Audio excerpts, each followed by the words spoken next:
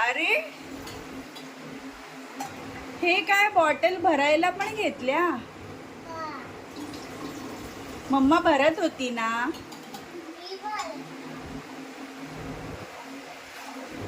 अरे काय तुला वेळ लागेल, चल मी भरते.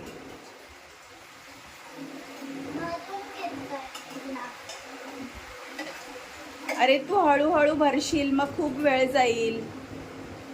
झोपायचं नाहीये का तुला?